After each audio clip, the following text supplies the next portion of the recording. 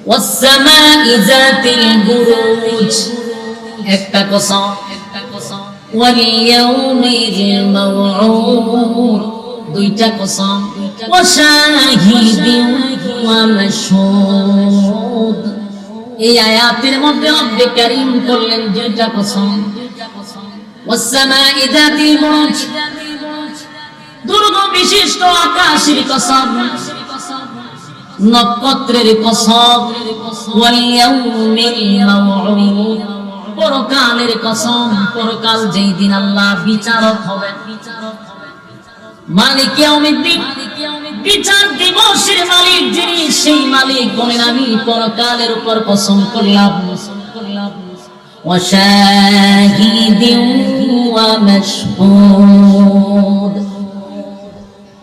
এখানে শাহিদ ওয়া মাশহুদ দুইটা কসম আল্লাহ রাব্বুল আলামিন বলেন জুমার দিনে ইয়াউমুল জুমআ জুমার দিনের কসম ইয়াউমুল আরাফা আরাফার দিনের কসম তাহলে চারটা কসম করলেন চারটা কসম কেন রব্বে কারীম বলেন কুতিলা আসহাবুল উখদুদ ওয়াস সামাই যাতিল বুরুজ ওয়াল ইয়াউমিল মাউউদ ওয়া শাহিদিন ওয়া মাশহুদ আল্লাহ বলেন আকাশের কসম পরকালের কসম জুমার দিনের কসম আরাফাত দিনের কসম যেই দিনগুলা ঘুরে ঘুরে ঘুরে ঘুরে মানুষের সামনে আসে সেই দিনগুলার কসম কুতিলা আসহাবুল উখদুদ রব্বে কারীম বলেন গর্ত খননকারীর উপরে আমি আল্লাহর অভিশাপ জালেম শাসকের উপরে আমি আল্লাহর অভিশাপ বলুন অভিশাপ কারে দিছে রব্বে কারীম বলেন জালেম শাসকের উপরে আমি আল্লাহর অভিশাপ একটা দুইটা নয় গো কমপক্ষে চারটা কসম করছে রব্বে কারীম আকাশের কসম করলো পরকালের কসম করলো জুমার দিনের কসম করলো জুমার দিনটা বারবার মানুষের সামনে ঘুরে আসে আরাফার দিনটা বারবার ঘুরে আসে এই জন্য রব্বে কারীম চার কসম করে বলেন গর্ত যারা খনন করছে তাদের উপরে আমি আল্লাহর অভিশাপ মানে জালেম শাসকের উপরে আমি আল্লাহর অভিশাপ এখন আসলে সূরা ফিতরে চারটা কসম করে একটা গর্ত খননকারীর ব্যাপারে আল্লাহ কথা বলছে তাহলে গর্ত খনন কে করলো সেই বিষয়টা জানার দরকার আছে না এটা আস্তে আস্তে আপনারা যখন সামনে যাবেন আলোচনা ধারাবাহিকতা আপনারা বুঝতে পারবেন যে গর্ত খনন কে করছে এরপর আল্লাহ বলেন কুতিলা আসহাবুল উখদুদ গর্ত খননকারীর উপরে অভিশাপ আন্নারি যাতিল ওয়াকুদ গর্তের ভিতরে ধাউ ধাউ করে আগুন জ্বলছিল তাহলে নিশ্চয়ই আগুন কেউ লাগাইছে কথা হয় গর্ত খনন করছে আবার গর্তের ভিতরে কি করছে দাও দাও করে আন্নারি যাতিল ওয়াকুদ দাও দাও করে আগুন জ্বলছিল ইযহুম আলাইহা মাউত আল্লাহ রাব্বুল আলামিন বলেন তারা সেই গর্তের পাশে বসে সব দেখেছিল তাহলে আগুনও ধরছে আগুনের পাশে বসে কেউ দেখছে কথা হয় না কথা বুঝেননি আওয়াজ দিবেন এখানে বলছে আন্নারি যাতিল ওয়াকুদ মানে গর্তের ভিতরে দাও দাও করে আগুন জ্বলছিল ইযহুম আলাইহা মাউত গর্তের কিনারায় বসে তারা দেখেছিল ওহুম আলা মা ইয়াফআলুনা বিল মুমিনিনা শুহুদ রব্বে কারীম বলেন ঈমানদারের সাথে যা কিছু ঘটেছিল তারা সব দেখেছিল কারা দেখেছিল যারা গর্তের কিনারায় বসেছিল তারাই তো দেখছে এরপরে রব্বে কারীম বলেন وما نقموا منهم إلا أن يؤمنوا بالله العزيز الحميد ঈমানদারের সাথে তাদের কোনো শত্রুতামি ছিল না একটাই শত্রুতামিটা হলো তারা এক আল্লাহর উপরে ঈমান আনছে এক আল্লাহর উপরে ঈমান আনার কারণে তাদেরকে এমন ভাবে নির্যাতন করা হয়েছে যেটা ভয়াবহ নির্যাতন যে ঘটনাটা আল্লাহ সূরা বুরুজের ভিতরে ঢুকায় আনছে এবার আসুন আমি আপনাদের সামনে বিস্তারিত বলার চেষ্টা করি অল্প সময় যদি আপনারা শোনার ধৈর্য থাকে। ধৈর্য আছেন আপনারা? কথা যদি প্রথম থেকে না বুঝেন শেষে বুঝবেন না। এখানে কয়েকটা কথা। একটা হলো সূরা নাযিল হয়েছে নির্যাতিত মুসলমানকে সান্ত্বনা দেওয়ার জন্য। তুমি সূরার ভিতরে কি আছে যেটা শুনাইয়া আল্লাহ সাহাবীদেরকে সান্ত্বনা দিবে? নিশ্চয়ই কোনো ঘটনা আছে। আবার এই সূরার ভিতরে চারটা কসম, চার কসম করে আল্লাহ গর্ত খনন যে করছে তার উপর অভিশাপ দিতেছে। তাহলে গর্ত খননকারীটার আগে আমরা চিনা দরকার। কথা হয় না? গর্ত খননকারী হলো রাসূল সাল্লাল্লাহু আলাইহি সাল্লাম দুনিয়াতে আসা প্রায় ৮০ থেকে ৯০ বছর আগে। বলুন রাসূল দুনিয়াতে আসার কত বছর আগে? ৮০ থেকে ৯০ বছর আগে একটা জালেম শাসক ছিল। রাসূল দুনিয়াতে আসার বহু বছর আগে এই জালেম শাসক নিজেকে খোদা দাবি করত। নিজেকে কি বলতো? আমি খোদা। তারে যারা খোদা মানত না তাদেরকে কারণে অকারণে নির্যাতন করত, জুলুম করত, গুম করত, আয়না ঘরে বন্দী করে রাখত। প্রত্যেকটা পৃথিবীর যত জালেম শাসক আছে সবগুলার সিস্টেম এক। তাদের জুলুমের সিস্টেম কি? একটাই হলো তুই আমার দলে সাপোর্ট না করলেই তোর উপরে নির্যাতন। যেমন এই ইউসুফ জুনাওয়াজ, তার ভূমিকা ছিল আমারে খোদা না মানলে আমি আয়না ঘরে বন্দী করে রাখি। যেমন আরেকটা জালেম ছিল ফেরাউন, তারে খোদা না মানলেও সে মানুষকে হত্যা করে। নমরুদ, তারে খোদা না মানলেও মানুষকে হত্যা করে। যত স্বৈরাচার, যত জালেম শাসক তাদের জুলুমের সিস্টেম এক। যেমন আমাদের বাংলাদেশে যে স্বৈরাচার দূর হইছে, এই স্বৈরাচারের ভূমিকা ছিল আওয়ামী লীগ করবি না তো আয়না ঘর, আওয়ামী লীগ না করলে বিপদ। 16টা বছর পর্যন্ত এই দেশে কোনো বাক স্বাধীনতা ছিল না। আমরা কথা বলতে পারতাম না। রে বেচারা টিয়ারে জিগায় ময়না পাখি রে, ময়না পাখি তুই কথা কস, জিগায় তুই সাইড দেওয়ালের ভিতরে বন্দি করে। আরো যে কিছু ময়না আছে এরা জিগাইতেছে যে আমরা মুক্ত বাতাসে উঠতেছি আর তুই সাইড দেওয়ালের ভিতরে বন্দি। কারণটা কি? তোরা কি কথা বলতে পারো? বলে না। আমি কথা বলতে পারি, আমি কথা বলতে পারি দেখি সাইড দেওয়ালে বন্দি। যারা কথা বলতে পারোস না এই জন্য মুক্ত বাতাসে উড়াউড়ি করতেছিস। ঠিক তেমনি ভাবে 16 বছর যারা কথা বলতে পারছে এরা মুক্ত বাতাসে উঠতে পারে নাই। যারা কথা বলতে পারছে তারা চার দেওয়ালের ভিতরে বন্দি থাকছে। আমাদের বাক স্বাধীনতা কেড়ে নেওয়া হয়েছে।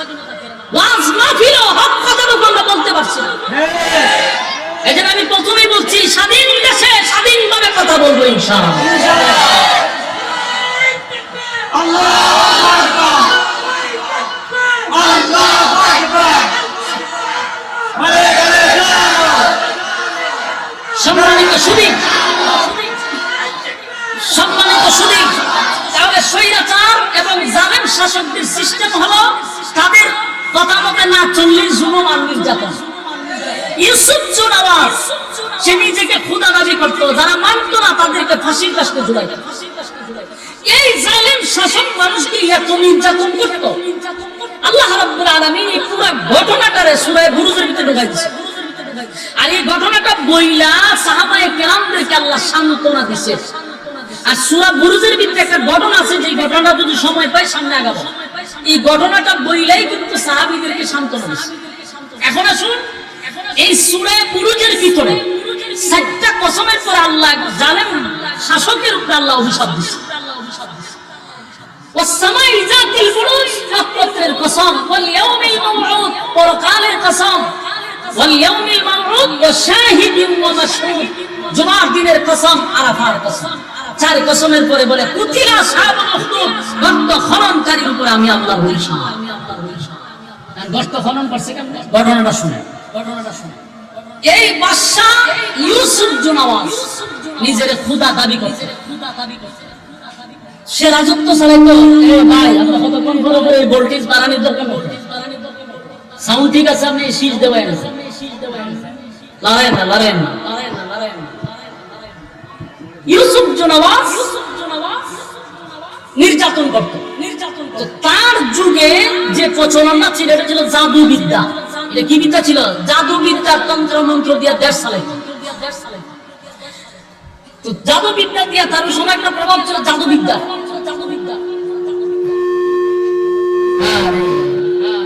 স্ক্রিন বেচা শুরু করে দিচ্ছে।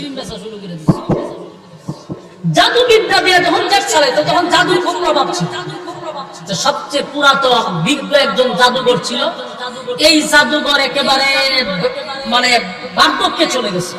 তো বাদশারা বলতেছে যে স্যার, আমি তো বেশি দিন থাকবো না, আমার অবর্তমানে আপনারে চালানোর জন্য যে জাদু বিদ্যা দরকার, আমি চলে গেলে তো এই জাদু বিদ্যা আরেকজনে দিয়ে যেতে বলে আমার একটা ছেলে দেন, যেন আপনারাই নেক্সট টাইমে কুপরামর্শ দিয়ে আপনারা রাষ্ট্র চালাইবার সহযোগিতা করে। বললো কেমন ছেলে লাগবে? বলে খুব মেধাবী দরকার এবং সুঠাম দেহের অধিকারী দরকার। বাদশা সারা দেশ বাচ্চা একটা ছেলে ভাই, এই ছেলেরা রাষ্ট্রীয় ভাবে জাদুবিদ্যা শিখাবে, ক্লাসে ভর্তি করে দিচ্ছে। এই ছেলে প্রতিদিন বাড়ির থেকে যায় গিয়া জাদুবিদ্যা শিখে। রাস্তার মধ্যে হঠাৎ করে একদিন তার চোখে পড়লো যে একটা জায়গাতে ওয়াজ মাহফিল হইতেছে। মনে করেন আমি ওয়াজ করতেছি, এই রাস্তা দিয়ে মানুষ যাইতেছে, একজন একটু দাঁড়াইছে, কি বলে একটু শুনি। ঠিক এই যুবকও একটু দাঁড়াইছে, যেখানে ওয়াজ কি চলে আমি একটু শুনলাম। দেখে যে না মাশাআল্লাহ ওয়াজ তো সুন্দরই করে। তার প্রথম দিন বয়ান শুনে ভালো লাগছে, চলে গেছে। দ্বিতীয় দিন আবার জাদুবিদ্যা শিখার জন্য যাবে, আবার দেখে ওয়াজ চলতেছে রাস্তায়, আবার এখানে দাঁড়াইয়া আবার কিছু সময় ওয়াজ শুনছে। এইভাবে প্রতিদিন একটু সময় করে ওয়াজ শুনে শুনতে শুনতে তার ভিতরে হেদায়েত চলে আসছে। একটা সময় চিন্তা হলো যে ফাদরির বয়ান তো খুব সুন্দর, তখন সে বৈশা বৈশা বয়ান শোনা শুরু করলো। শুই না সে ভিতরে ভিতরে একটা জিনিস চিন্তা করলো, এই পাদ্রীর কথার সাথে বাদশার তো কোনো মিল নাই। কারণ ওই দেশের সব মানুষ ওই জালেমরে খুদা মানত। জালেমরে কি মানত? খুদা মানত। এরা জানতো যে খুদা বাদশা। তখন এই যে যুবক চিন্তা করলো যে সবাই দিয়ে বলে বাদশা খুদা, এই ফাদরি দিয়ে কয় খুদা আরেকজন আছে, এবং যে গুণাবলী বললো এগুলো যে একটা বাসার মধ্যে নাই। বলতেছে তো এই গুণাগুণ একটা বাসার মধ্যে কি নাই? নাই। পাদ্রীর বক্তব্য শুনে তার কাছে ভালো লাগছে। এক পর্যায়ে সে পাদ্রীর কাছে এসে বলল যে আপনি যে খুদার ওয়াজ করতেছেন, যে রবের পরিচয় দিতেছেন, আমার কাছে খুব যুক্তি লাগছে, ভালো লাগছে, আমি সেই রবের অনুসরণ করতে চাই। সুবহানাল্লাহ। পাদ্রী যুবককে কইল যে তুমি রাষ্ট্রীয় ভাবে জাদুবিদ্যা শিখো, তোমার সমস্ত খরচ বহন করে দেশের সরকার। আমি যদি তোমার কালেমা পড়াই তাহলে এর ভয়াবহ পরিস্থিতি তো আমার উপর হবে। তবে তুমি যেহেতু ঈমান আনবা, আমি তোমারে কালেমা পড়াবো, কিন্তু আমার নাম তো তোমাকে আপাতত বইল না, বললে আমার দিনের কাজ করতে সমস্যা হয়ে যাবে, আমি আর কাজ চালাইতে পারবো না। যুবক কালেমা পড়ছে, ওই ঈমান আনছে। সুবহানাল্লাহ। এখন যুবকের ঈমানি জজবা এত বাড়ছে, জাদুবিদ্যাও শিখে ফাঁকে ফাঁকে দিনের কাজ করে। দিনের কাজ করা যখন শুরু করে দিল, একটা পর্যায়ে এই যুবকের ভিতরে এমন ঈমানি জজবা তৈরি হয়েছে যে যুবক অনেক অসুস্থ মানুষের শরীরে হাত বুলাইয়া দিলে, যার ফুক দিলে অসুস্থ মানুষ ভালো হয়ে যায়। সারা দেশ আস্তে আস্তে যুবকের পরিচিতি বাড়ছে। অনেকে মনে করতো যে জাদু বিদ্যা শিখছে তো রাষ্ট্রীয় ভাবে যুবকের জাদু বিদ্যার পাওয়ার অনেক বেশি, এই জন্য রূপ ভালো যাবে। আসলে কিন্তু রূপ ভালো হয় রবের নাম নিয়ে। সুবহানাল্লাহ। রাস্তার মধ্যে একদিন তাকায়া দেখে অনেক মানুষ এইভাবে জড়ো হয়ে আসে, কেউ সামনে যাইতে পারে না, কেউ পিছনে যাইতে পারে। একটা ভয়ঙ্কর প্রাণী রাস্তার মাঝখানে দাঁড়ায় আছে। এখন যুবকও যাইতে পারতেছে না, মানুষ ভয়ে আতঙ্কে আছে। এই যুবক সিদ্ধান্ত নিল একটা পাথর নিয়ে, যে আমি এই পাথরটা দিয়ে এই ভয়ঙ্কর প্রাণীকে ঢিল দিব। যদি প্রাণীটা বাদশার নাম নিয়ে আমি ঢিল দিব, বাদশা যদি সঠিক খুদা হয় প্রাণীটা মারা যাবে। ঢিল মারছে, কিন্তু প্রাণী তো মরে না। বাদশাকে খুদা নেই, মরছে না। যুবক কয় এখন আমি যে রবের উপর ঈমান আনছি, এই রবের নাম নিয়ে ঢিল মারলাম, সাথে সাথে প্রাণী মারা গেছে। এই দৃশ্যটা আশেপাশের যারা ছিল সবাই দেখছে। এখন দেখার পরে বলুন তো দেখি যুবকের কেরামতি বাড়ছে না কমছে? কথা বলেন নাকি হয়ে গেছে। আমরা দেশে যদি কেউ ফু দিয়া ডিম পাড়াইতে পারে তাহলে এর থেকে বড় ফির আর কেউ আসেনি। কথা বলেন নাকি এলা যদি মাথার মধ্যে জ্বর থাকে কোনো অসুবিধা নাই, লাল সালো থাকলে অসুবিধা নাই, ল্যাংটা থাকলে অসুবিধা নাই, কিন্তু ফু দিয়া ডিম পাড়াইছে সারা দেশ ফটফট হয়ে গেছে। মহিলারা যদি শুনতে পারে তো আরো শাস্তি, ফিরের কেরামতি বাড়ছে। আর এই যুবক অসংখ্য মানুষের সামনে ডিম দিয়া বিশাল বড় একটা প্রাণীকে মারছে, ভয়ঙ্কর প্রাণীকে। কেরামতি বাড়ছে না বলছে? এখন মানুষের মধ্যে বলা বলি শুরু হয়েছে যুবক সাধারণ কোন যুবক না, গোটা দেশ গ্রামে গঞ্জে শহরে বন্দরে যুবকের নাম ছড়া পড়ল।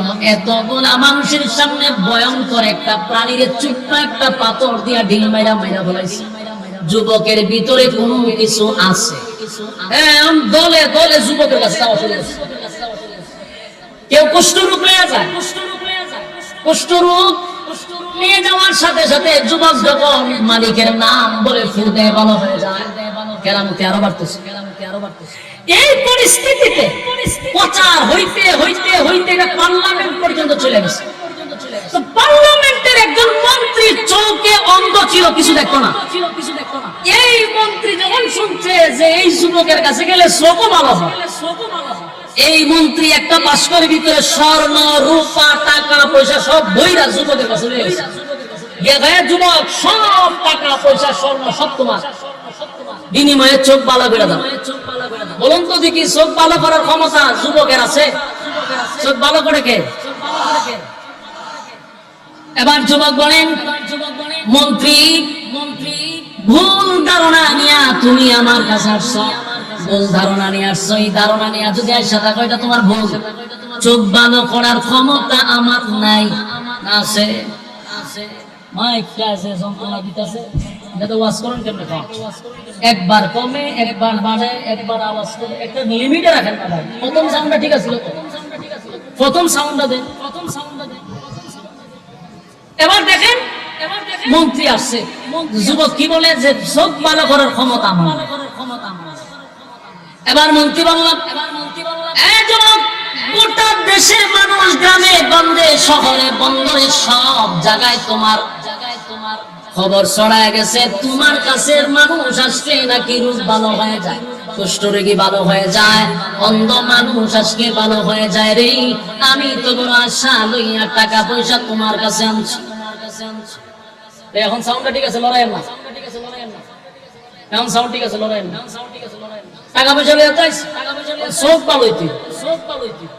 এবার যুবক বলেন চোখ ভালো করার ক্ষমতা আমার নাই, তবে একটা শর্ত আছে, যদি শর্ত মানো তাহলে ওয়াদা দিলাম তোমার চক্ষু ভালো হয়ে যাবে। মন্ত্রী বলে কি? বলে আমি যেই রবের উপরে ঈমান আনছি, তুমি যদি সেই রবের উপরে ঈমান আনতে পারো তাহলে আমি রবের কাছে বলবো আল্লাহ তার চোখ ভালো করে দাও, ভালো করে। মন্ত্রী কয় বেটা আমি রবের কাছে থাকি, সারা দিনই রবের কাছে থাকি। আজকে এত বছর ধরে পার্লামেন্ট আছি, আমার রবে আমার প্রতিদিন দেখে কিন্তু সব ভালো করতে পারে না। হে মনে করছে বাদশাহী তো রব, বাদশাহী তো খোদা। যুবক মনে করছে বাদশার কথা। যুবক বলে না, বাদশা কোনদিন খোদা হতে পারে না, হলো হুদা। খোদা না, খোদা হওয়ার যতগুলা কোয়ালিটি দরকার একটাও বাদশার মধ্যে নাই। সেটা একটা জালেম। এই জালেম শাসক কোনদিন খোদা হতে পারে না। আমি যেই রবের কথা বলতেছি, রব আসমান জমিন আমারে তরে যিনি সৃষ্টি করছেন উনি হলেন স্রষ্টা। সেই রবের উপরে যদি ঈমান আনস, আমি ওয়াদা দিলাম মালিকের কাছে বইলা তোর চক্ষু ভালো করে দিও।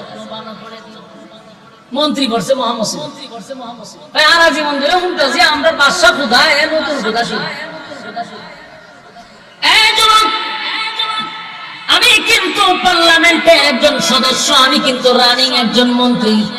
কার সামনে দাঁড়াইয়া কি বলতেছো বুঝতেছো, বলে বুঝে শুনি কইতেছো। বাদশার বিরুদ্ধে তুমি আরেকজন খোদা দাঁড় করাইছো, যদি এটা বাদশার কানে যায় রে তোমার মৃত্যুদণ্ড হবে, এটা কি তুমি জানো? যুবক বলে আমি জানি, কিন্তু আমার রবকে আমি ভুলতে পারবো না। আমি আমার রবের দাওয়াত চালিয়ে যাব। আর যিনি রব হবে তিনি কোনোদিন মরতে পারে না, ঠিক কি না? তিনি রব উনি তো চিরঞ্জীব, ওনার মরণ নাই, খাওয়ার নাই, ঘুম নাই, তন্দ্রা নাই, কিচ্ছু নাই, ঠিক কি না বলবেন? হয়তো তোর বাসা ঘুমায়নি, ঘুমায়, তো তোর বাসা খায়নি, খায়, তোর বাসা মরবনি, মরতে পারে, এটা আবার খুদা হয় কেন? খুদা হয়, বলুন খোদার কোন মরণ আসেনি, ঘুম আসেনি। আল্লাহ রাব্বুল আলামিন বলেন কুল হুয়াল্লাহু আহাদ, নবী আপনি বলুন আমি এক ও দ্বিতীয়। আল্লাহর কোন শরীক আছে? কথা কয় না। মালিকের কোন শরীক নাই, কোন ইলাহ নাই। আল্লাহুস সামাদ, আমি কারো মুকাফিক কিনা। আল্লাহ বলেন লাম ইয়ালিদ ওয়া লাম ইউলাদ, আমি কারো কাছ থেকে জন্ম নেই নাই, কাউকে জন্ম দেই নাই। ওয়া লাম ইয়াকুল লাহু কুফুয়ান আহাদ, আমার সমকক্ষ আর কেউ নাই। সুবহানাল্লাহ। শুধু তাই না, রব্বুল কারীম বলেন লা তাখুযুহু সিনাতুন ওয়ালা নাওম,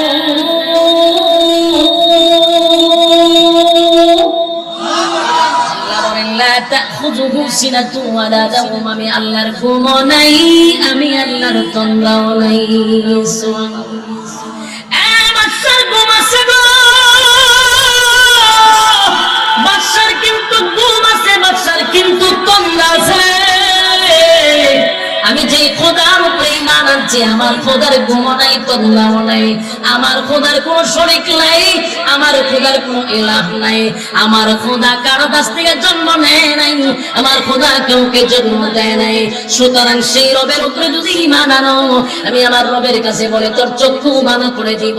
এবার মন্ত্রী চিন্তায় পড়ে গেল, জীবনটা বড় বাদশার সামনে থাকলাম, আমার বাদশা তো আমার চক্ষু ভালো করে দিতে পারলো না। এবার যদি চক্ষুটা ভালো হয়ে যায়, তাহলে সেই রবের উপরে ঈমান আনতে আমার সমস্যা কোথায়? সুবহানাল্লাহ। এবার মন্ত্রী বলল ঠিক আছে, কালেমা পড়লাম। কালেমা পড়ার পরে এবার যুবক দোয়া করলো, রব্বে কারীম, মন্ত্রী হইয়া আপনার উপরে ঈমান আনছে, মালিক তার চক্ষুটা আপনি ভালো করে দেন। সাথে সাথে মন্ত্রীর চক্ষু ভালো হয়ে গেছে। সুবহানাল্লাহ। এই মির্জানগরের বাইরে মনে করেন না হুজুর ইচ্ছা শুরু করছেন। আল্লাহর কসম, এটা সূরা বুরুজের ভিতরে আপনি বাংলা চাইলেও পড়তে পারবেন। এটা কোনো কিচ্ছা নয়, কোনো কাহিনী নয়, কোরআন সূরা বুরুজের ভিতরে একেবারে পুরো ঘটনাটা আল্লাহ বর্ণনা করছে। এই মন্ত্রীর চক্ষুটা ভালো হয়ে গেছে। এবার মন্ত্রী ছায়া দেখে পৃথিবী এত সুন্দর। সুবহানাল্লাহ। যেই লোকটা জীবনে পৃথিবী দেখে নাই, হঠাৎ করে যদি পৃথিবী দেখে, তার কাছে কেমন আশ্চর্য লাগছে, কত আনন্দিত। যারা অন্ধ, যাদের চক্ষু নাই গো, যাদের চক্ষু নাই, যাদের চক্ষু নাই, এই পৃথিবী কেমন তারা বলতে পারে না। মানুষকে আল্লাহ কোন আকৃতিতে বানাইছে সেটাও তারা জানে না। অনেক অন্ধরা বিবাহ করে, নিজের স্ত্রী কেমন সেটাও জানে না, নিজের সন্তানগুলা কেমন সেটাও জানে না। আল্লাহ রাব্বুল আলামিন আমাদেরকে কত বড় নিয়ামত দিল, দুইটা চক্ষু দিল রে। সেই চক্ষু দিয়ে সেই নিয়ামতের শুকরিয়া আদায় যদি কিয়ামত পর্যন্ত করি, মালিকের শুকরিয়া আদায় হবে না। কত বড় নিয়ামত পাইছে। যুবক ভাই, কোম্পানিগঞ্জের বাজারে, দেবিদ্বার বাজারে দেখবেন অনেক ভিক্ষুক দাঁড়াইয়া দাঁড়াইয়া ভিক্ষা করে। কত মানুষ দেখবেন হাত নাই, পা নাই, গইরাইয়া গইরাইয়া ভিক্ষা করে। দেখছেন নি? আমার জীবনে বহু ভিক্ষুক দেখছি, এর মধ্যে একটা ভিক্ষুক দেখলাম হাতও নাই, পাও নাই, গইরাইয়া গইরাইয়া ভিক্ষা করে।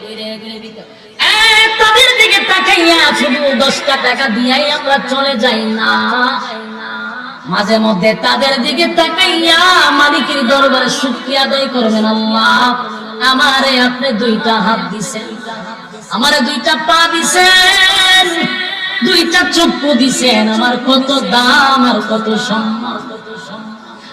যাদের চক্ষু নাই গো, যাদের হাত নাই, যাদের পা নাই, বলুন তো দেখি সমাজে তাদের কোনো দাম আছে? কথা হয় না, সমাজে তাদের কোনো দাম নাই।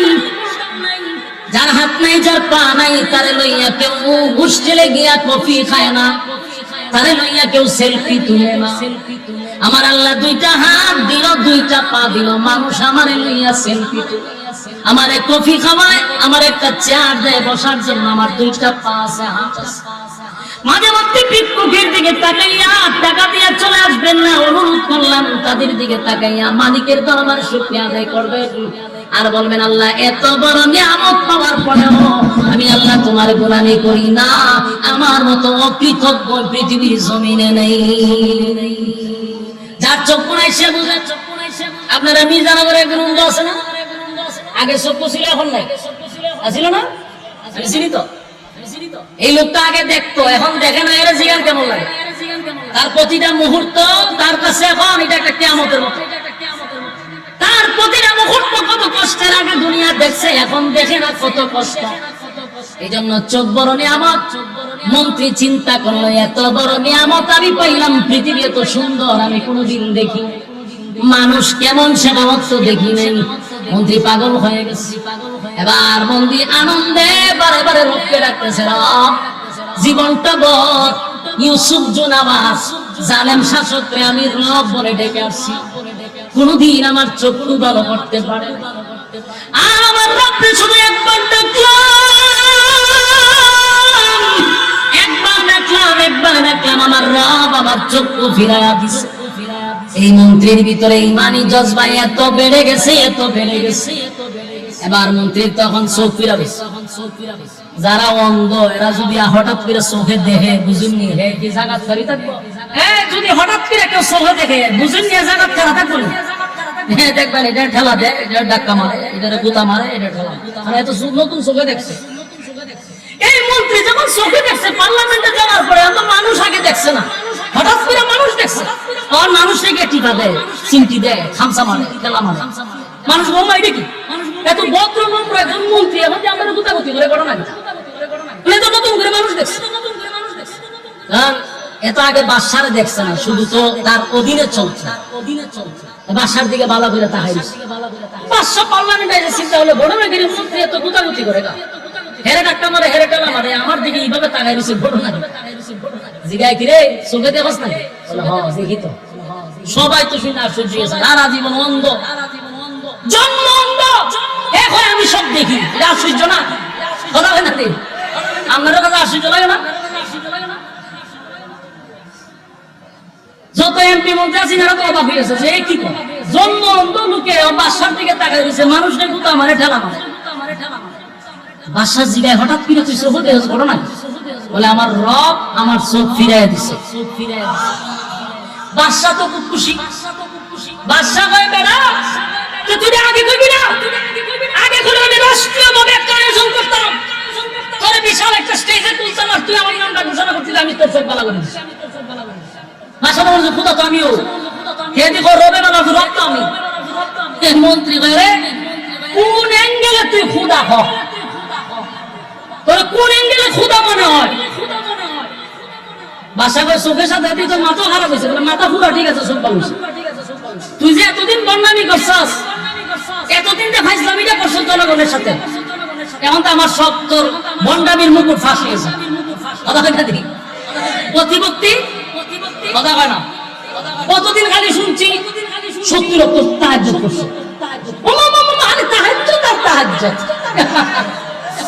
এরপরে তসবিহ ঘুম থেকে উঠতে আগে নামাজের মসলা কোথায় আগে তো ভাই, এরপরে উনি তসবিহ কোথায় আগে ঘুম থেকে তো ভাই। যখন বাসার ভিতরে হামলা করছে তখন মদের বুদল ভাই, মদের বুদল বাস্তব না বাস্তব? জাতির সামনে বন্ডামি যে করছে এটা তো ফাঁস হয়ে গেছে না? সারাটা জীবন একচাটিয়া মানুষের উপর জুলুম আর নির্যাতন করে মানুষের সামনে বক্তব্য দিয়েছেন, তাহাজ্জুদ বুঝাবে মাগমা তার সাথে যতটা ছিল এরাও হয় কম করে 70 টাকা 70 রাখাত বলে চিন্তা করেন। আমার জীবনে 32 বছর হয়ে গেছে, আমার কোনদিন একসাথে 70 রাত করছে আমার মনে হয় না। তারাবিন রমজান সারা মনে হয় 40 রাকাতের উপরে আমরা পড়ছি কিনা সন্দেহ আসেনি? সন্দেহ আছে? আপনারা ফিরে সব আমি বলতাম, আমি অত বড় ফিরেছি না, কিন্তু 70 রাকাত কেমনে করে রাজনীতির মাঝখানে আমারও সন্দেহ আছে। তখন বলছি অত বালা বালা, কত বালা ওই যে ইউসুফ জুনাওয়াজ সারা জীবন খুদা খুদা দাবি করছে, এখন যখন মন্ত্রীর সব খুলছে, মন্ত্রী হয়ে সারাটা জীবন ফাজলামিটা করছে, মানুষের সামনে বলছে তুই রব, তুই যে ভণ্ড, এটা আজকে প্রমাণ হয়ে গেছে। সারা জীবন তোর কাছে থাকলে আমার চোখ বালা করছ না, একবার শুধু আমার রব রে ডাক দিছি তো আমার চোখ বালা হয়ে গেছে। মোর ওয়াজ হইছে নি দাদা ভাই নাদি, কি মায়া খান্নাটা খানবে, যেখানে দেখবেন বেশি ভক্তি বুঝবেন এর লক্ষণ বেশি বাবা, বেশি সুফি করি এখানেও কিন্তু সমস্যা আছে। কথা বল না দিন, আগে তো কইতাছি না, আমি কইতাম আপনারা বিবিধা থানার ভিতরে একটা ঘটনা, একটা লোক আছে দেখেন তসবিটা এই কারণে পড়তো, সুবহানাল্লাহ সুবহানাল্লাহ, ওরে বাবা রে বাবা, আমি তো তাকিয়ে গেছি 4-5 বছর, তসবিটা তুই ফখরের একটা পড়ছ না, সুবহানাল্লাহ সুবহানাল্লাহ সুবহানাল্লাহ, তখন কইতাম যে তো বাবা বাবা লক্ষণ খারাপ। আমি একদিন গেছি তার দিবানা, আমার আবার খুব মহব্বত করে, মহব্বত করতে এটা আমার আবার সবাই মহব্বত করে, তা আমি গেছি একদিন দোকান, যে কোনো একটা কারণে গেছি, গিয়া দিই 2 জন মানুষ আমার আগে গিয়া খারাপ, আমার হুজুর আমি সেটা বল, আমি এর সাথে একটু কথা বলি, এরা লয়ে গেছে বিচ্ছে কথা কইতেছে, আমি বলেছি সামনে, কতক্ষণ পরে দিয়ে দুনুরারে এমন দমকানে শুরু করছে, দমকাইতে দমকাইতে দোকান দিয়ে রেখে দিচ্ছে, আমার ভিতরে ঢুকছে ডর, আমি সব বলার যে মারাত্মক গরম, আমারে কোন কথা কয়, আমি বললাম তো সেভেন সাহেব আমি যাই গা, সালামান কি দিয়ে আমি যাই গা, না আপনি বল চা খায় যান, আমার খাবো না, আমি কোন রকম গেছি, দিয়ে আমি যখন বাজারে গেছি, ফান বাজারে গিয়ে দেখি ওই 2 লোক যেটা করতে পারছি, যারা দেখে হইয়া নাই, ঘটনা কি ঘটনা কিচ্ছু না, আমি না আমার এখানে খটকা লাগছে, গেলেন সুন্দর ভাবে আইবা শুনুন, আমরা জারু দিয়ে বাইরে বাইরে ঘটনা কি হজুরিতে আমরা না লাভ নাই, আমি আমার হুনার দরকার আছে, আপনি কি উনার লোক হইলেন? আরে না, আমি তো একই প্রতীকের প্রতীক, আমরা যে রাস্তায় আমি রাস্তায় আসতেছি, পরে হজুর একটা বিশাল হয়ে গেছিলাম, তা আমরা কইছি এটা দিব এবারে এটা কেন কইছি, এই কারণে আমরা দৌড়ে দিছি, দাবি করছে আরো 2টা, আমি সব বনাতে তসবি কোন সময় করে এই সময় দেখছি আমি কি করি, এটারে বলা হয় অতি ভক্তি সুরের লক্ষণ। বেশি বিরাগী যখন দেখবেন হঠাৎ করে শুরু হয়েছে, বুঝবেন যে এটা বর্ণ নাম্বার 1, নেক্সট সুরতে মানুষকে ধোঁকা দিতে চায়, এমন বহু নেক্সট সুরতে ধোঁকা বাংলার জমিনে দেওয়া হয়েছে, এই দিন আর নাই এখন 70 রাতা তাহাজ্জুদ করে মানুষকে ইমোশনাল ব্ল্যাকমেইল করতে, এই দিন শেষ, আর মানুষ গর্বের থেকে দেখে বুতল পাওয়া যায়, এখন তাহাজ্জুদের ফাঁকে ফাঁকে জন্য মানে ক্লান্তি আছে সময়টা টানতে, মানুষের সাথে বন্ডামি করছে, বহু বাচ্চা মন্ত্রী হয়ে রে বহু বন্ডামি করছস, তুই নিজেরে খুদা দাবি করছস, তখন আমি রবের নাম কইছি, তুই আমার চোখ ভালো করে দিছস, তুই কোন অ্যাঙ্গেলে খুদা এটা আমার তো পার্লামেন্টে এতগুলা মন্ত্রী বসে রয়েছে, তার একটা সম্মানের দিতে লাগছে না, ওই মন্ত্রী লক্ষণ তো তোর খুব খারাপ, মৃত্যুদণ্ড হবে, ওই যে বিরুদ্ধে গেলেই তোমাকে হয় গুম না হয় মৃত্যুদণ্ড। মন্ত্রী ভাই আমি জানি তুই, আমি কথা বললে যে তুই আমার উপরে বড় ধরনের মুসিবত নিয়ে বেটা আমি আগে শিখে যাবে, কারণ তুই তো জালেম, তুই খুদা না, তুই জালেম। মন্ত্রীকে গ্রেফতার করছে, গ্রেফতার করে আয়নাগরের ভিতরে নিয়ে রাখছে, রাইখা ইচ্ছা মতে রিমান্ডে মার দিছে, মারতে মারতে কয় তুই এই রবের পরিচয় পাইছ কই ডাকেছ, মন্ত্রী তো খুব মার খাইছে, মার খাওয়ার পরে খাওয়াইছে, মায়ের তীব্রতা যখন বাইরে গেছে না তখন বলতে বাধ্য হয়, কথা বলতে দিই, এই যে আপনারা বৈষম্য ছাত্র আন্দোলনের যে ছাত্রগুলো ছিল কয়েকজন, এরারে যখন হোটেল নিচে ভাত খাওয়ার হোটেল নিয়ে ইচ্ছা মতে খাওয়াইয়া, এরপরে এরার একটা কাগজ ধরাই দিছে যে কো বলে আমরা এটা আন্দোলন নাই, যে ছেলেগুলা কাগজ ছাড়া স্ক্রিপ্ট ছাড়া গল্পে অপর গল্পটা অপর গল্প কথা বলতে পারে, এরারে বুঝি তুই টাকার কাগজ ধরাই দিছে কথা বলতে, জাতি তো তখনই বুঝছে যে সাধারণ নাটক, কথা বলে দিই কেন বলছে, কারণ রিমান্ডে নেওয়ার পরে যখন মানুষের উপর জুলুম করা হয়, মানুষ বাধ্য হইয়া মিথ্যা কথাটাও সত্য বানায় বলতে হয়, চাপ সৃষ্টি করা। মন্ত্রীরে এমন মাইর দেওয়া শুরু করছে, মন্ত্রী শেষ হবে আমি কইতেছি তোমার রাষ্ট্রীয় খরচে যে ছেলেটা জাদু বিদ্যা শিখে সে আমারে আসল রবের পরিচয় দেখাইছে, বাসায় এবার ডাক দিছে এসপি হারুন রে, করে হারুন মিয়া যা ধরে লই এই বাদশার অর্ডারে হারুন মিয়া গিয়া সেটা মনে করেন ওই যুবককে ধরে লইছে, আইনা বড় ভাই আবার রিমান্ডে শুরু করছে। যুবক রে কয় তোরে রাষ্ট্রীয় করেছে জাদুবিদ্যা শিখায় আর তুই বুঝি গিয়ে আর এখানে আমাদের বাদশারে বাদ দিয়ে আরেক রবের পরিচয় দেশ, হয় তোর এই রবের পরিচয় দিছে না। নির্যাতনের মাত্রা যখন বাইরে গেছে না, এক পর্যায়ে যুবকে ভয় হইতেছে আমার যিনি কালেমা শিখাইছে উনি হলো অমুক জায়গায় তাকে এক পাদ্রী। বাদশা ভয় পাইছি, হ্যাঁ হারুন আরেকটারে গুম কর। এবার আরেকজনকে গুম করছে, গুম করে আনার পরে ওই পাদ্রীরে ধরছে, তিনজনকে রিমান্ডে মারতে মারতে এক পর্যায়ে মন্ত্রীরে বাদশায় কইছে যে মন্ত্রী তুমি তো আমার পার্লামেন্টের সদস্য, আমি চাই না তোমার মৃত্যুদণ্ড দিতে, তুমি শুধু একবার বলো যে আমি খোদা, তোমার ছেড়ে দিব। সূরা বুরুজের ভিত্তিক ঘটনাটা যখন আমরা পড়তেছিলাম তখন চিন্তা করছিলাম যে সবেমাত্র কালেমা পড়ছে, মায়ের শুনে তো কালেমা নিজে খালি পড়ছে, বেটা তো চোখের লেগে কালেমা পড়ছে, মানুষের স্বার্থ আসিল তো শেষ করে না।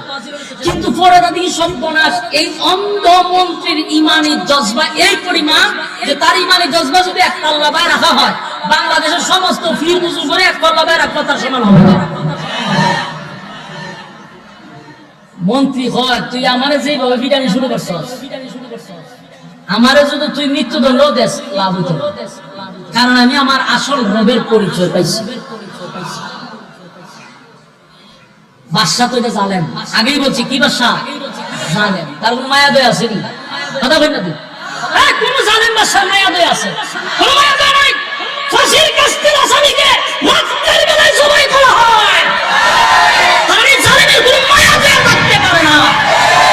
একজন ফাঁসির আসামিকে নির্দোষ মানুষটাকে ফাঁসির কথা বলে গভীর রাত থেকে তাকে জবাই করা হয়, এটা প্রত্যেক জালিম শাসকের ভিতরে আল্লাহ কোন মায়া দয়া দেয় নাই। এরা জালেম, এর ভিতরে কোনো মায়া দেয় না।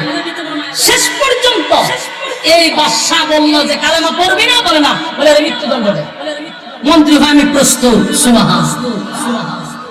এখন করছে কি দেখেন, এই যুবককে দাঁড় করাইছে, আবার এইদিকে দাঁড় করাইছে ওই ফাদ্রীরে। এই দুইজনের সামনে তারা দাঁড় করাইয়া করা চিনেননি, করা গাছ দেখাড়ে করাত রাখছে মাথা।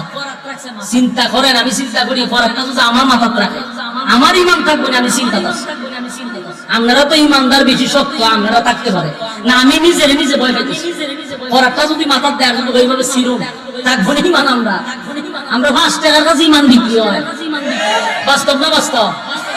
নির্বাচন হলে বোঝা যায় আমরা ইমান কত প্রকারের কি কথা বলে না দিই। লাঙ্গল মার্কা গিয়া হয় বুট করে দিব, আমি দিব। এরা আনারস মার্কা জিগা বুট করে দিব, আমি দিব। হ্যাঁ, একটা মার্কা হিরো আমাদের জিগা বুট করে দিব, আমি দিব। তুই বুট কয়টা? হ্যাঁ দিবা কয়জন রে? এর ইমান আসেনি। আমাদের তো এই আজকেরই অবস্থা। এবার মন্ত্রী খরাত মাথাত রেখে যুবক দেখছেন দেখতেছি, মন্ত্রীরা আবার সুযোগ দিছে। মন্ত্রী কয় আমি চোখ মুজা রাখছি, কোনো অসুবিধা নাই, তুই আমার খাটতে থাক, কিন্তু কালেমা ছাড়বো না। শেষে এই মন্ত্রীরা করাত দিয়া 2 ভাগ করছে। ভাবা যায়, চিন্তা করতেছেন বিষয়টা? করাত দিয়া 2 ভাগ করছে। কথাগুলি দিলের কান লাগায় শুনেন, সাধারণ কথা না, যেমন শুনতেছি বিষয়টা এতটা সহজ না।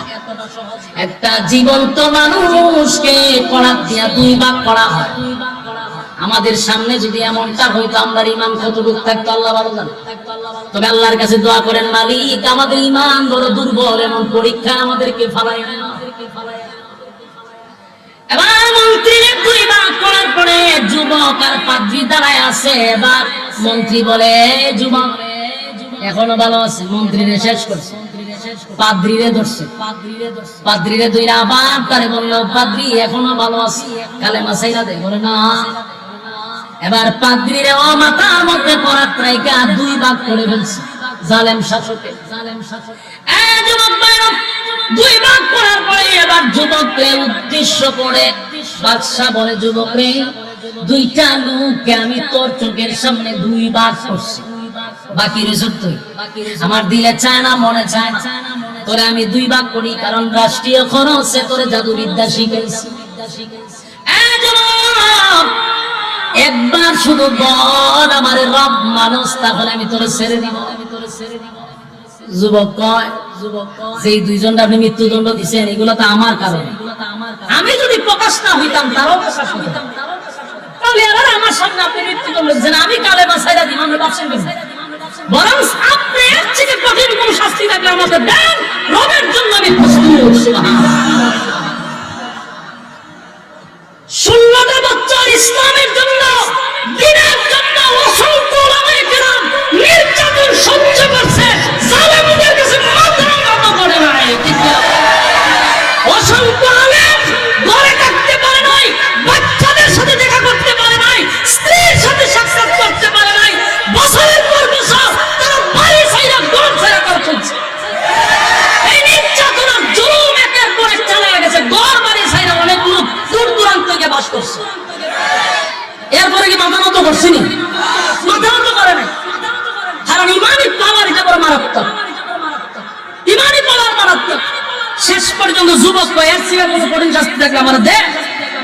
এবার বাদশাহ বুঝছি এমনি তো তোর এর থেকে কঠিন শাস্তি দিব। এবার বাদশাহ সেনাবাহিনীর অর্ডার দিল, তার মুখ বাইদা হাত বাইদা তার সাগরের মাঝখানে নিক্ষেপ করো, মাছে খাইয়া দেবো, কেউ বুঝতে পারছেন। এবার যুবকের হাত পা বাঁধছে, বাইদা সাগরের মাঝখানে নিয়ে গেছে। কিন্তু যুবক কি করছে? আল্লাহর কাছে দোয়া করছে, আল্লাহ বাদশারে আমার কিছু খেলা দেখানি দরকার, আপনি আমারে বাঁচায় রাখেন, এরারে ধ্বংস করেন।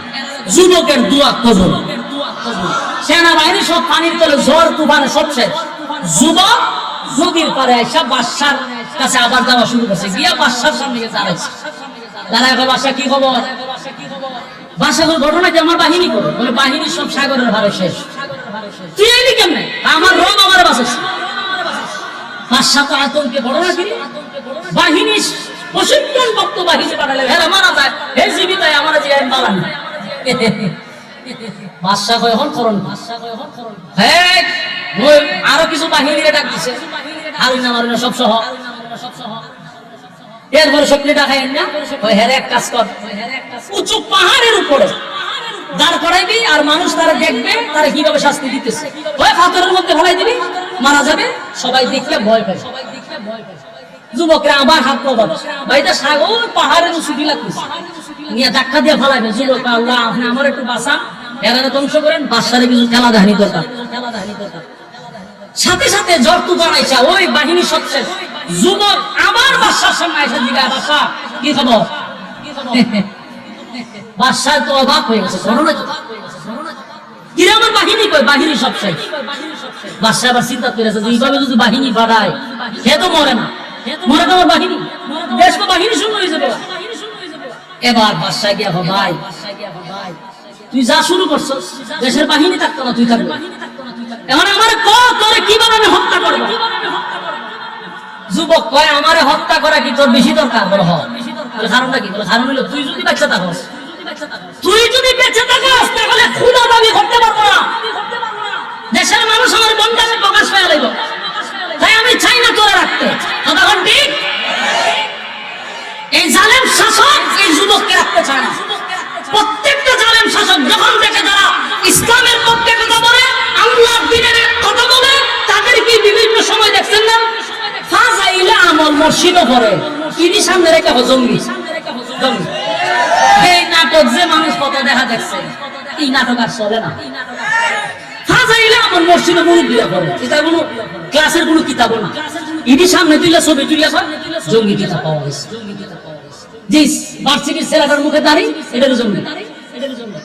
কারণ এই ছাত্রগুলো যদি আস্তে আস্তে দিন শিখে, তাহলে নেক্সট জেনারেশন এই জালেমকে আর মানবে না। এটা বুঝতে পারছি।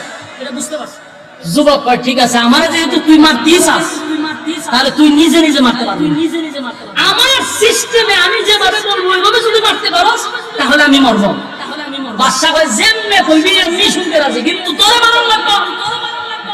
এবার যুবক বললো যে ঠিক আছে, তোর দেশের যত জনগণ আছে সবাই এক জায়গায় জমা করবি, আমার একটা উঁচা জায়গায় দাঁড় করাবি, একটা তীর লই আমার রবের নাম নিয়ে তীরটা মারবি, আমি মারা যাবো। কিন্তু শর্ত হলো দশের একটা জনগণ ধরো না। তা বাদশা কয়, বাইরে যাবে বা ভারী ঠাই নইলে আমার সব জনগণ এক জায়গায় জমা করছে। যুবক একটা উঁচু জায়গায় দাঁড় করাইছে, দাঁড় করানোর পরে যুবক জুড়ে কইস আমার রবের নামটা, এবার তীর হাতে নিয়া রবের নাম নিয়া যখন দূরে তীর মারছে বুকের মধ্যে, যুবক তো মারা গেছে। উপস্থিত ছিল কত? দেশের সব জনগণ। বলুন তো দেখি শেষ না? কিন্তু শেষ হচ্ছে না, ঘটনা আগে শুরু হয়েছে। কিন্তু আমার সময় নাই এই ঘটনা শেষ করার মতো, আমারই সময় না। কথা করে আজান করবো, আমি কেমন শেষ করবো? যুবককে মারছে, ঘটনা তো শেষ হওয়ার কথা, কিন্তু না, ঘটনা খালি শুরু হয়েছে। এবার দেশের সমস্ত জনগণ বলা বলি করতে লাগলো, ঘটনা ঘিরে এত চেষ্টা করলো বাদশা যুবকটারে মারার জন্য, মারতে পারলো না। দেশের সমস্ত বাহিনী দিয়ে চেষ্টা করলো, মারতে পারলো না।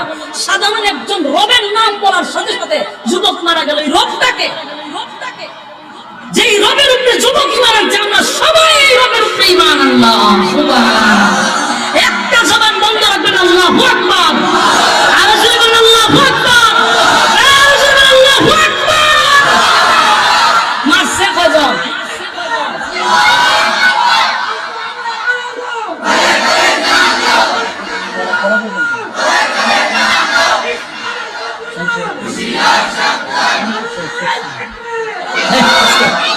মারছে কয়জন? তিনজন। মারছে কয়জন? এখন কালেমা পড়ছে কতজন? দেশের সব জনগণ, লক্ষ লক্ষ। সুবহানাল্লাহ, সুবহানাল্লাহ। ওই যে যুবক কইছিল আমি একটা খেলা দেখাবো, এটা ভাই আমার স্বামী উসমানের খেলা না। মারলা মারা গেছে নাই, এই বন্ডামি খেলা না। যুবকে চাইছিল যে তুই যখন আমার মারতে, আমি মরবো, কিন্তু তুই যেটার জন্য আমার মারবি, তুই পরে সহ্য করতে। দেশের সব জনগণ এক বাক্যে বলল যে এই যুবকের রবি হলো আমাদের আসল রব, আমরা তার উপরেই মানলাম। মারছে তিনজন কালেমা পড়ার পরও সহ্য হয়েছে না, শান্তি গরম। আর যখন দেশের সব মানুষ কালেমা পড়ছে, বুঝেন নি শান্তির চুল আছে না? কথা হয় নাকি? শান্তির চুল নাই, শান্তির চুল নাই। এখন তো পড়ছে মহামুসিবত। সারা জীবন খালি মাঝে মাঝে দেখেন না, কোনো কিছু হইলে খালি রাজাকার বলছে। যখন ছাত্ররা রাজাকার বলছে, এক রাজাকারে তোরে দিল্লি পাঠাইয়া দিছে। এই দিন নয়, আরো দিন আছে। এটা প্রায় মাহফিল আমরা কইতাম, ইঙ্গিতে কইতাম যে এই দিন না, আরো দিন আছে। কোনো কিছু কইলে তো রাজাকার। এখন এমন জায়গা রাজাকার কইছ, সব রাজাকার মিলা দিল্লি পাঠাই দিছে। ঠিক নেই? এখন বাদশাহ তো তিনজনে কমাইতে চাইছিল, কিন্তু দেশের সব কালেমা বের হইছে। এখন বাদশাহ পুরা শান্তি করে। এখন বাদশাহ কালেমা পড়ার কারণে তিনজনকে হত্যা করছি, তোদেরকেও ধ্বংস করবো। এখনো ভালো আছে, আমার রব বল। দেশের মানুষ কয় তুই যে বাটপার, এটা বুঝে লেছি। আগে বুঝলাম ওই যুবক মারার করে বলছি, কিন্তু আমি আগেই বলছি এই জালেম কি জালেম? এই জালেম সাধারণ জালেম না, এটা ভয়ঙ্কর জালেম। যেই জালেমের ব্যাপারে আল্লাহ সূরা বুরুজ নাযিল করেছে, যেটা বুঝতেছেন তো? এই জালেম তো সাধারণ জালেম। এ চিন্তা করছে দেশের সব কালেমা করছে বলে হয় আমি সব মেরালাম।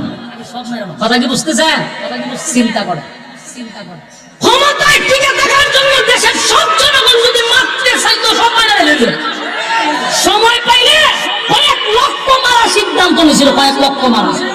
তারপরে গদি ঠিকায় রাখার চেষ্টা করছে। কারণ জালেমরা কোন সময় গদি চাপতে চায় না, কারণ এরা জানে যদি গদি ছাড়ি ফায়ার নিচে মারি নাই। এই জন্য চাইছিল সেনাবাহিনী যখন পড়তে পারছে, তখন যে হাত হয়ে গেছে।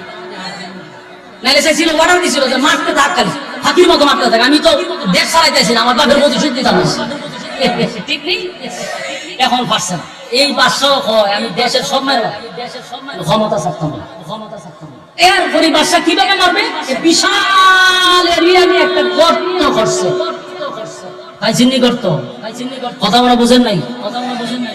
কুতিলা আসহাবুল উখদুদ। আল্লাহ রাব্বুল আলামিন একটা দুইটা চারটা কসম করছে, ওয়াস সামাই যাতিল বুরুজ ওয়াল ইয়াউমিল মাউউদ ওয়া শাহিদিন ওয়া মাশহুদ। চার কসম করে বলেন কুতিলা আসহাবুল উখদুদ, গর্ত খননকারীর উপরে আমি আল্লাহর অভিশাপ। বলুন তো গর্ত আসছেনি? এই হলো গর্তের কাহিনী। এই জালেম বাদশা বিশাল এরিয়া লইয়া একটা গর্ত খনন করছে। গর্ত খনন করিয়া অর্ডার দিছে, গর্তের মধ্যে আগুন ধরায় দাও, গর্তের মধ্যে আগুন ধরায়া দাও। এবার বলুন তো দেখি আগুন পাইছেন? আন্নারি জাতিল ওয়াকুদ, গর্তের ভিতরে দাউ দাউ করে আগুন জ্বলছিল। ইয়াদ আসেনি? হ্যাঁ, কথা বলেন। আমি কই কে আর আমার এরা কই? ওই জন্য বলছি প্রথম ভূমিকা মনোযোগ দিয়ে শোনা দরকার। প্রথম বলছিলাম যে গর্তের ভিতরে আগুন ধরাইছে। আন্নারি জাতিল ওয়াকুদ, গর্তের ভিতরে দাউ দাউ করে আগুন জ্বলতেছিল। বাদশাহ ওরা গর্তে আগুন ধরায় দাও, গর্তে আগুন ধরায় দিছে। এরপরে গর্তের ভিতরে দাউ দাউ করে আগুন জ্বলতেছিল। আন্নারি জাতিল ওয়াকুদ, গর্তের ভিতরে দাউ দাউ করে আগুন জ্বলছিল। বাদশার অর্ডার হলো, যারা আমার রব মানবে না সবাইরে আগুনের মধ্যে নিক্ষেপ করো। আমার প্রয়োজনে দেশের সব জনগণকে আগুনে জ্বালাইয়া আমি হত্যা করব, তারপরেও বদি ছাড়বো না। এবার আগুন জ্বালাইয়া দিল, মানুষগুলোকে দইরা দইরা দইরা দইরা আগুনের মধ্যে নিক্ষেপ করতে লাগলো। মানুষ ইমানের সাথে মুস্কি হাসি দিয়ে আগুনে নিক্ষেপ হইতেছিল। আর আল্লাহ রাব্বুল আলামিন বলেন, আন্নারি জাতিল ওয়াকুদ ইযহুম আলাইহা কুউদ, গর্তের কিনারে বসে বসে কিছু মানুষ এই দৃশ্যগুলো দেখতেছিল। কি দেখতেছিল? মুমিনদেরকে যখন আগুনের মধ্যে নিক্ষেপ করে, তারা গর্তের ভিতর সামনে বৈশা মদ্যপান করতেছিল আর হাসি তামসা করতেছিল।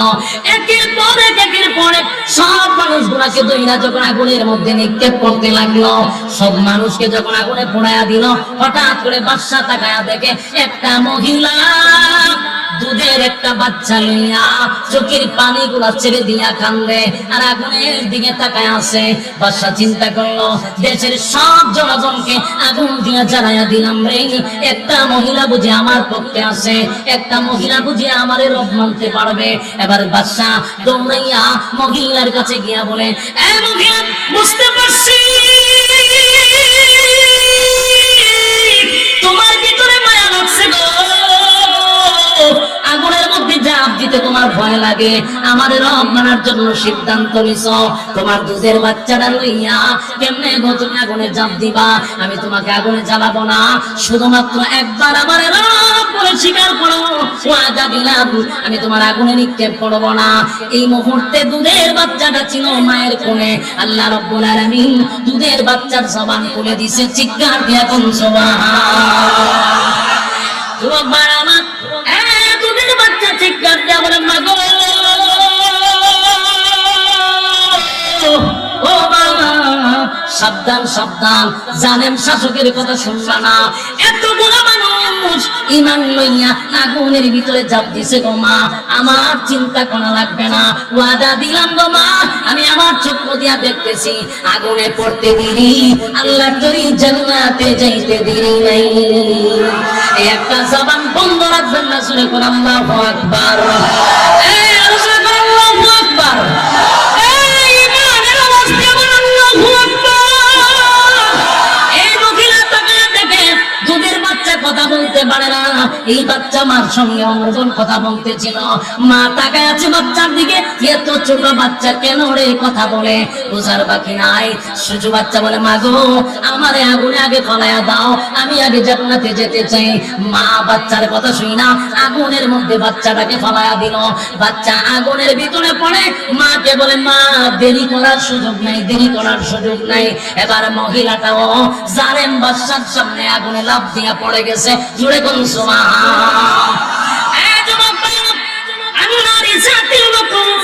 গর্তের ভিতরে দাও দাও দাও দাও করে আগুন জ্বলছিল। গর্তের কিনারায় বসে বসে কিছু বেঈমানরা আনন্দ উল্লাস করতেছিল, মদ্যপান করতেছিল। মুমিন নারী পুরুষ তাদেরকে আগুনে জ্বালানো হয়, আর কিছু বেঈমানগুলি বৈশা বৈশা টিটকারি মস্কারি করে। এই যুবক ভাইরা, উলামায়ে কেরামদেরকে যখন ফাঁসির কাস্তে ঝুলানো হয়, উলামায়ে কেরামদের যখন গুম আর হত্যা করা হয়, তখন তাদের চামচাগুলি আনন্দ মিছিল করছে, মিষ্টি বিতরণ করছে। এরা আর ওই ইউসুফ জুনাওয়াজের জালেমদের মধ্যে কোনো ব্যবধান নেই। আল্লাহ বলেন, আন্নারি জাতিল ওয়াকুদ, ইযহুম আলাইহা কুউদ ওয়া হুম আলা মা ইয়াফআলুনা বিল মুমিনিনা শুহুদ। মুমিনদের কোনো অপরাধ ছিল না, একটাই তো অপরাধ, তারা আমি আল্লাহর উপরে ঈমান আনছে। এই জালেম বাচ্চা তাদেরকে উপরে নির্যাতন শুরু করছে। আল্লাহ বলেন আমিও তাদেরকে ধ্বংস করে দেই। হঠাৎ করে সব মানুষ যখন ঈমান লইয়া আগুনে ঝাঁপ দিল, আল্লাহ রাব্বুল আলামিন এমন ঝড় তুফান দিল, যেই ঝড় তুফানে বাদশা সহ তার বাহিনী সহ সবাইকে আমার আল্লাহ আগুন দিয়া জ্বালায়া দিছে। নির্যাতিত আল্লাহর নবীর কাছে এসে বলেন, নবী গো আল্লাহর কাছে বলেন না আমাদেরকে যেন আসমানে সাহায্য করে। আল্লাহ রাব্বুল আলামিন এই ঘটনারে কেন্দ্র করিয়া সূরা বুরুজ আল্লাহ নাযিল করে রাসূলের সাহাবীদেরকে সান্ত্বনা দেয়।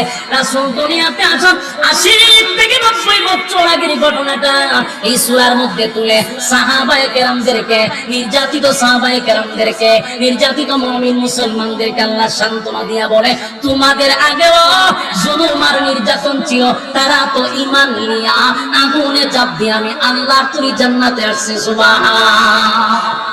যুবকরা আমার, লম্বা ঘটনা এখানে শেষ করতে চাই। যে জিনিসটা বুঝাইতে চাইছিলাম এটা হলো জুলুম আর নির্যাতন সব সময় থাকে না। প্রতিটা উলামায়ে কেরাম মাঠে ময়দানে মাহফিলে আমরা প্রায় সময় বলতাম যে দেখেন এত জুলুম ভালো না, এই কথা বললে আমাদের উপর আক্রমণ হতো। আজকে দেখেন তার বাস্তবতা, এই জুলুম আর নির্যাতন করে আপনারা ফলাফল কি পাইলেন? কথা হয় না, জুলুম বেশি দিন টিকে না জমিনে। এই জন্য সাবধান, আল্লাহর জমিনে দাঁড়াইয়া অহংকারী মুখ নিয়ে কথা বলবেন না, জুলুম করবেন না মানুষের উপরে। মানে এই দিন নয়, আরো দিন আছে। সামনে যারা আমার আসতে চান তাদেরকেও বলবো শিক্ষা যা, শিক্ষা যা। এই ছাত্ররা এখন না থাকতে পারে, নেক্সট জেনারেশন কিন্তু শিক্ষা পাইছে কেমনে নামাইতে হয়, কেমনে দালার বাড়ি ছড়াইতে হয়। সাবধান, নেক্সট টাইমে যারা আসবেন শিক্ষা গ্রহণ করে চেয়ারে বসবেন। আল্লাহ সবাইকে বুঝার তৌফিক দান করুন, আমিন। জিকিরে বাতে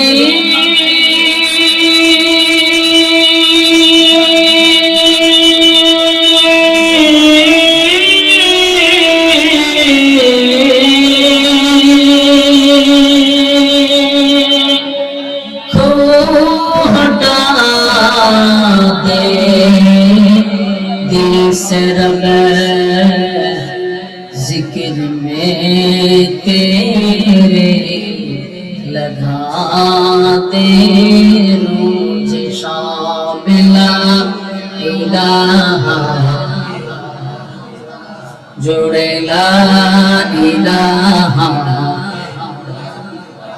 जोड़े ला इलाहा इल्लल्लाह لا إله إلا الله لا إله إلا الله لا إله إلا الله محمد رسول الله صلى الله عليه وسلم الحمد لله মির্জানগর নূরে মদিনা আল ইসলামিয়া কওমি মাদ্রাসার উদ্যোগে আয়োজিত হাফেজ ছাত্রদের পাগড়ি প্রদান উপলক্ষে আয়োজিত আজকের বার্ষিক ওয়াজ দর মাহফিলের সম্মানিত আজকের যিনি সভাপতি জনাব হাজী মোহাম্মদ আব্দুল মজিদ সাহেব, বিশিষ্ট ব্যবসায়ী দানবীর মির্জানগর সভাপতি অত্র মাদ্রাসা। আজকের মাহফিলের আরো সভাপতিত্ব করছেন জনাব মোহাম্মদ আব্দুল খালেদ ফকির মির্জানগর। আজকের মাহফিলে আরো আছেন প্রধান অতিথি জনাব মোহাম্মদ রফিকুল ইসলাম সাহেব।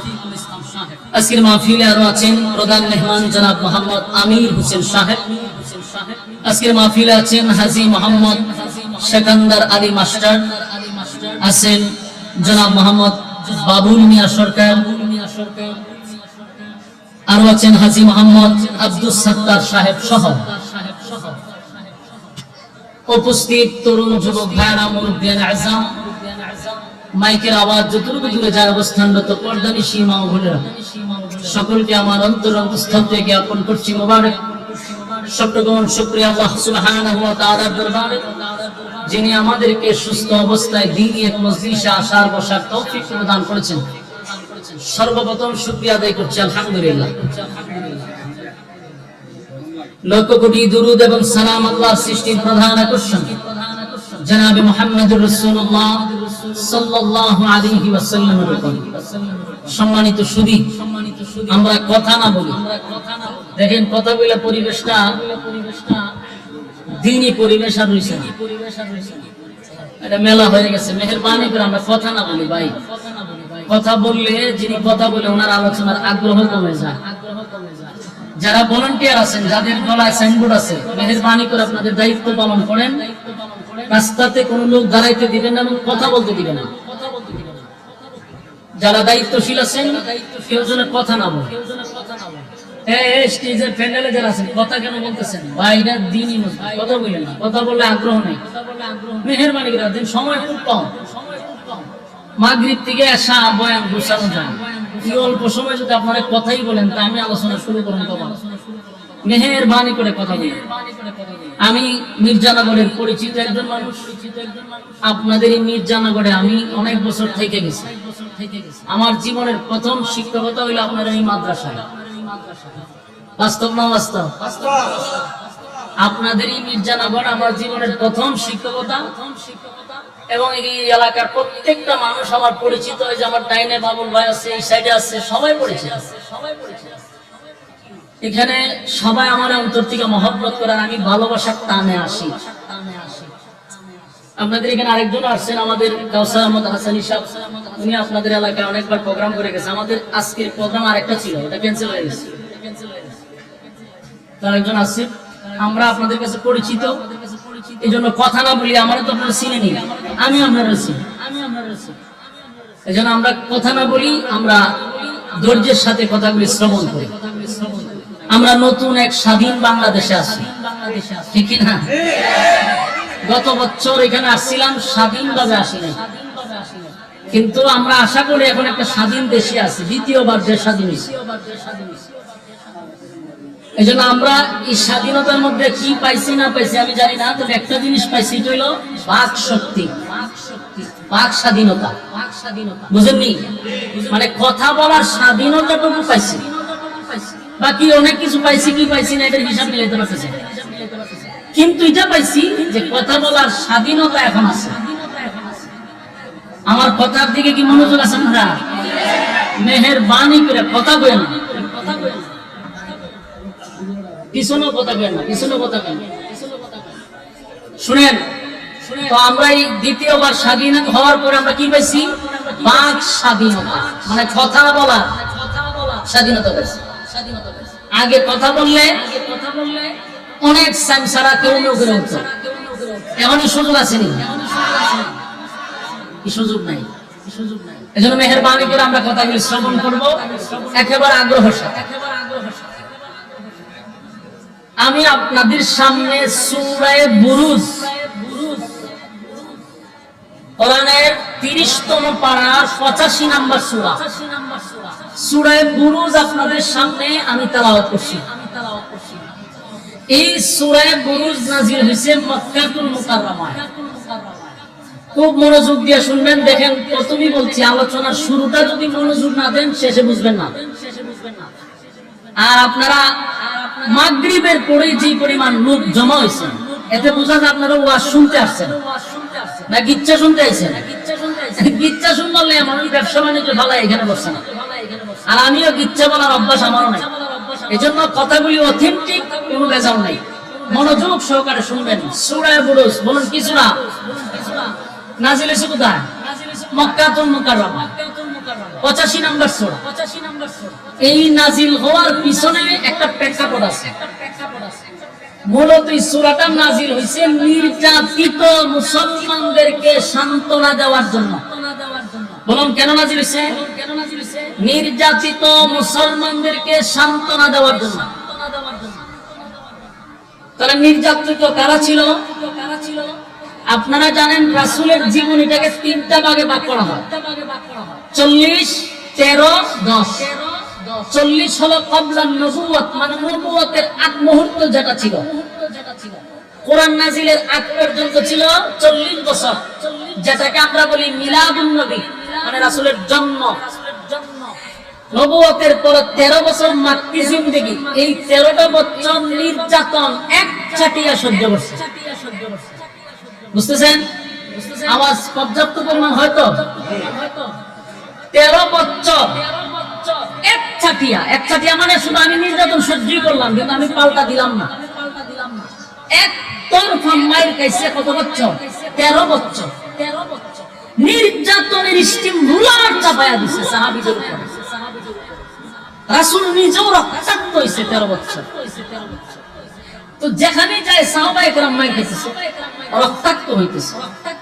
একটা পর্যায়ে সাহাবায়ে কেরামরা আল্লাহ রাসূলের কাছে বলল, হুজুর আর কত, আর কত? আপনি আল্লাহর কাছে বলেন, আল্লাহ যেন আসমান থেকে আমাদেরকে সাহায্য করে। অনেক সাহাবীদেরকে আল্লাহর রাসূল সান্ত্বনা দিয়েছে যে এই অবস্থায় যদি তোমরা শাহাদাত বরণ করো, আল্লাহর তৈরি জান্নাত তোমাদের জন্য ওয়াজিব। আসেন সুবহানাল্লাহ। সাহাবায়ে কেরামদেরকে রাসূল সান্ত্বনা দিয়ে বললেন, তোমরা যেভাবে নির্যাতন সহ্য করতেছো, আর এই হালতেই যদি তোমরা চলে যাও, শাহাদাত বরণ করো, আল্লাহর তৈরি জান্নাত ওয়াজিব হয়। কিন্তু সাহাবায়ে কেরাম নির্যাতনের পর নির্যাতনের স্টিম রুলার চাপাই। কোন সাহাবীদেরকে গলার মধ্যে রশি লাগায় টানতেছে, কোন সাহাবীদেরকে গরম তৈলের মধ্যে ছেড়ে দিতেছে, কোন সাহাবীদেরকে জ্বলন্ত কয়লার মধ্যে শোয়া দেয়। মানে নির্যাতন কারে কয়? বর্বরের যুগের নির্যাতন। তো আল্লাহ রাব্বুল আলামিন এই সূরাটা নাযিল করে নির্যাতিত মুসলমানদেরকে সান্ত্বনা দেওয়ার জন্য, এবং সূরাটা নাযিল করার পরে একটা দুইটা না 4টা কসম করছে। বলুন কয়টা কসম? 4টা কসম করছে। 4টা কসম করে আল্লাহ রাব্বুল আলামিন একজন জালেমের উপরে অভিশাপ দিয়েছে, জালেম শাসকের উপরে অভিশাপ দিয়েছে। কথা মনোযোগ দিয়ে যদি শুনেন, বর্তমান প্রেক্ষাপটের সাথে মিলে কিনা এটা একটু নিজেরই অ্যানালাইজ করবেন। প্রথম কথা হলো, এই সূরা নাযিল হইছে নির্যাতিত মুসলমানকে সান্ত্বনা দেওয়ার জন্য। 2 নাম্বার হলো এই সূরার ভিতরে 4টা কসম আছে, আর 4টা কসম করে আল্লাহ যে কথাটা বলছে এটা হলো জালেম শাসকের উপরে আল্লাহর অভিশাপ। বলুন কার উপরে অভিশাপ? আরো জোরে গান, আরো জোরে।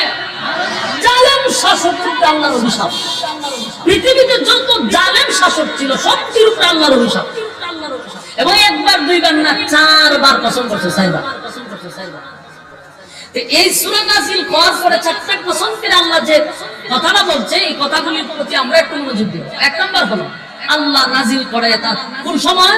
যখন সাহাবায়ে কেরাম নির্যাতিত, রাসূলের কাছে বলতেছে, আল্লাহর কাছে বলুন আমাদেরকে যেন আল্লাহ আসমানি ফয়সালা করে। তখন আল্লাহ সূরা বুরুজ নাযিল করেন। সুবহানাল্লাহ। আল্লাহ বলেন, ওয়াস-সামা'i যাতিল বুরুজ ওয়াল ইয়াউমিল মাও'উদ ওয়া শাহিদিন ওয়া মাশহুদ